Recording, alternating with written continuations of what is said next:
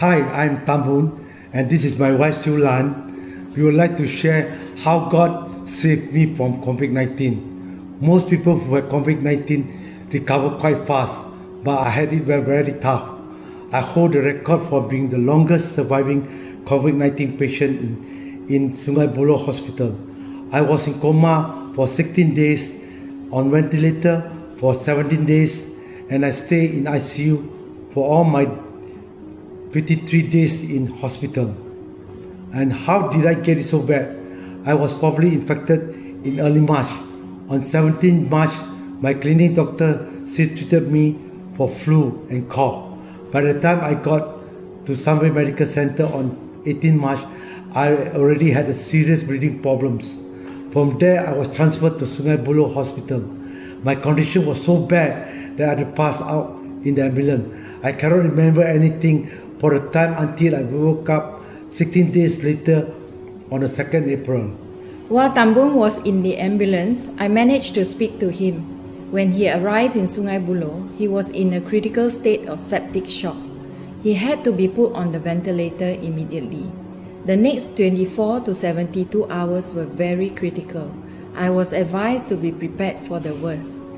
Septic shock is a potentially fatal condition, and more than 50% of septic shock cases usually result in death. I was devastated by the news. Tambun's condition remained critical even after 72 hours. The next 2 weeks were the most difficult time of my life. I did not know what update I would get from the doctor each day. I broke down and cried many times. Katrina and Joyce, our two daughters, were my pillars of practical help and strength. Pastor Chris Kam texted to say the church was praying for Tambun. I also had strong support from our Bangsa cell, friends, and relatives. I held on to God's promise in Isaiah 41 verse 10. Fear not, for I am with you. Be not dismayed, for I am your God. I will strengthen you. I will help you. I will uphold you with my righteous right hand. It was scary when Tambun's condition worsened on 31st March. There was not enough oxygen to his lungs and a tracheostomy was considered. This is a risky procedure to insert a tube through his neck. 1st April was the worst day. All his key organs had problems. Tambun not only had the risk of heart failure, his lungs were hazier and his kidneys were not functioning. He also needed blood transfusion. That day, we nearly lost Tambun. Looking back, the Holy Spirit took control of the situation. He guided the cell to travail for Tambun while he prompted a cell member to suggest renunciation and repentance identification prayers. Led by Pastor Jin Leong, a Zoom prayer meeting was quickly organized by our cell leaders. I stood in a gap for Tambun to renounce all the temple worship and idols in his life and also repented from all occult practices. After the prayer, Zechariah 3 verse 4 was released, which I took to mean that the Lord had accepted my prayer and that the enemy no longer had a legal hold on Tambun. In Zechariah 3 verse 4, the angel said to those who were standing before him, "Take off his filthy clothes." Then he said to Joshua, "See, I have taken away your sin, and I will put rich garments on you." God is holy.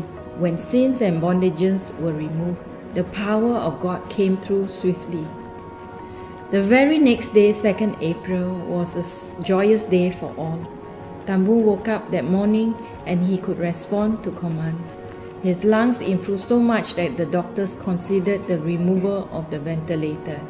I will never forget this day, which was also Joyce's 18th birthday. God granted her wish to be her father awake. The ventilator was removed a day later. What a miraculous turnaround. Even in coma, God did not leave me nor forsake me. God was with me. He gave me a dream. In the dream, I was seated in the total darkness inside a very crowded train. The train had to pass through a blazing furnace.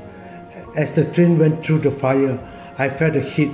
My whole body was very hot, just like Daniel and his friends in the Bible. I was not consumed by the fire. Nothing happened to me. but all the people in the train perished. The Lord lifted me up with a dream and reminded me that because I love Him, He will rescue me as in the Psalm 91. He gave me hope and I would live and not die. I remember waking up in the morning on the 2nd April. The ventilator tube was still inside my throat. It was very painful. I cried, Lord, please help me. Please heal me. I told the Lord that I did not have my Bible. The Holy Spirit reminded me again of Psalm 91, that the Lord was with me and will not harm before me. The Holy Spirit also reminded me that my cell members would surely be praying earnestly for me, just like how they had prayed for someone else in the past. That also lifted up my spirit. A day later, when the ventilator tube was removed, a few doctors were at my bedside. I heard Dr. Ang said, "You are a miracle." I replied, "My mighty God has saved me." I could not speak well, and I also could not swallow for about 2 weeks as my throat muscles were injured by the tube. Ventilators saved lives, but ventilator also caused pain and harm. For weeks, I was without my phone and was cut off from my family and friends. I lay down on my bed each day, alert but weak and pain, with bed sores and having to go through dialysis. I often cried to the Lord. I prayed whatever Bible verses I remember, and I prayed to the Lord in my mind with songs like "How Great Thou Art" and "Amazing Grace." When I spoke to my wife for the first time on the 17th April, I was happy and comforted to know that many people was praying for me. On 1st May, when I was given my phone and my iPad, I can see messages of love and prayer support from members and pastors in GMC. I also discovered that myself had gathered daily to pray and prayed for God's mercy for my life. I cried, feeling very blessed to be in the body of Christ. God heard the pledge of His people and He answered their prayers. I am very thankful to many people who journeyed with me, and especially myself, who prayed earnestly for me. I am especially grateful to my dearest wife. She stood in the gap for me to pray for my condition, were most critical on the 1st April. Because of that, she did. God snatched me from the jaws of death. It was by God's grace and mercy that Tambun survived COVID-19. We are very grateful to the doctors and nurses who took great care of him.